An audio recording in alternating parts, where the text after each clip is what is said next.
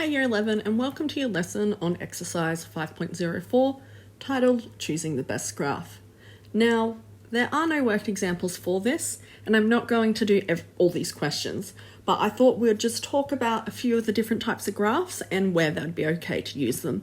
So I've just taken some screenshots out of the textbook and I'm just going to refer to them. So we already know this, we've looked at many types of graphs already, but we use different graphs for different types of data. So in this exercise, you will learn some hints to help you choose the best graph for each type of data. Now, this is going to become really important when you do your first piece of assessment, where you're actually going to be using data and you're going to be creating graphs. So the first thing is we have something called categorical data, and we usually show that with a column graph. So I'll draw it off to the side here. This is where we've got our little columns like this. So it might be something like this following data, which is the type of car owned by families of a group of Year 11 students.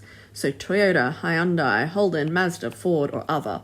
So this type of graph can be really helpful in representing this data. Media, so if you're wanting to get into journalism, they often usually use picture graphs because it is an attractive graph. So if you're flicking through a newspaper or a magazine or even scrolling on Facebook, a picture graph is going to be a lot more interesting than something like this column graph. So this one is the Cairns Tourism Board wants to increase its number of tourists in winter. It published the number of rainy days in June for a number of cities. Graph the data as a picture graph using this symbol to represent 4 rainy days. So we've used picture graphs before, but we could have, so like number rain days, I'm just going to write, and then this is going to be our cities. So Cairns, for example, I'm just going to put Cairns, it has 10 rainy days, so that's going to be 2.5 clouds. So it's not a very good graph on my part, but it makes it more interesting to look at. So in media, they often use these types of graphs. Our next one, and you guys always default back to this one, even though sometimes it isn't the best graph to use, is a pie graph. So it's used to show each category as a fraction of a whole. So this pie graph is showing the causes of children's death 1 year in Australia.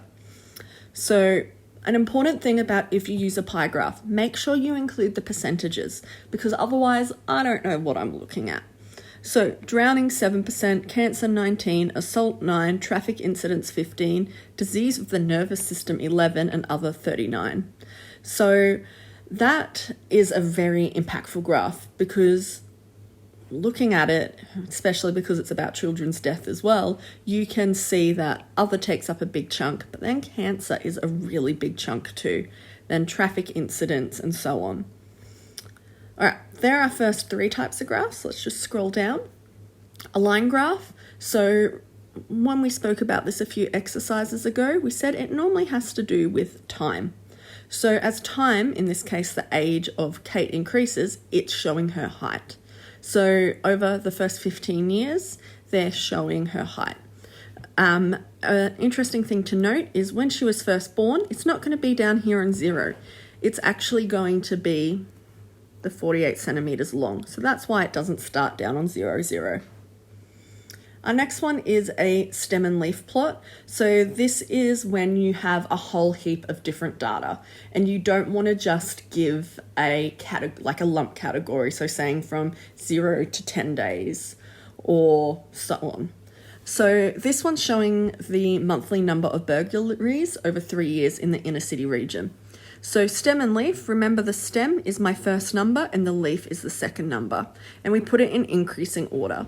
So the first thing I would do with this data is maybe use a highlighter and highlight, let's swap to a highlighter. So I might go through and just all my 50s, put the same color dot on it. And that just means that when I'm going through this, I'm not going to miss anything. Then I'm going to go do my 40s. Just put my dots on them for all my 40s. Then let's do 30s because that's where we actually start. 60s.